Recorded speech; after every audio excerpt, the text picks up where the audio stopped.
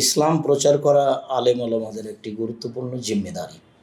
যে রাসূল সাল্লাল্লাহু আলাইহি সাল্লাম দুনিয়া থেকে চলে গেছেন, বলে গেছেন আল উলামা ওয়ারাসাতুল আম্বিয়া।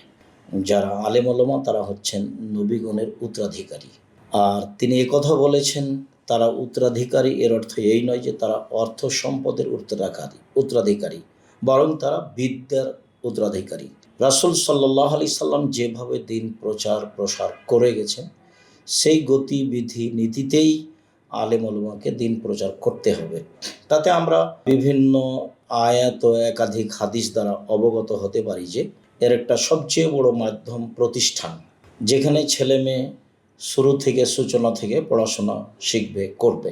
এই মর্মে আমি এ দেশের ছেলে মেয়েকে বাংলা, ইংরেজি, আরবি উন্নত মানের শিক্ষা দেওয়ার লক্ষ্যে শিক্ষা প্রতিষ্ঠান হিসাবে জাতির কল্যাণার্থে আল জামিয়া সালাফিয়া নামে প্রতিষ্ঠানকে বাছাই করেছি এবং দেশের ছেলেমেয়ের আকিদা আদর্শ সংশোধনের লক্ষ্যে আমরা মক্তব পরিচালনা করছি। আপাতত এই দেশে প্রায় 700 মক্তব চলে।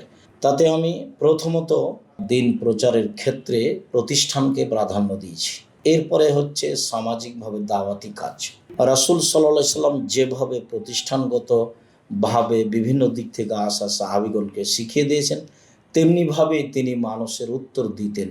ফজরের সালাতের পরে, আসরের সালাতের পরে যার যেটা জিজ্ঞাসা থাকতো সেটার তিনি জিজ্ঞাসার উত্তর দিতেন এবং সাহাবীগণকে বিভিন্ন জায়গায় দিন প্রচারের জন্য পাঠিয়ে দিতেন। তাতে আমরা মনে করি দিন প্রচারের সবচেয়ে বড় মাধ্যম শিক্ষা প্রতিষ্ঠান।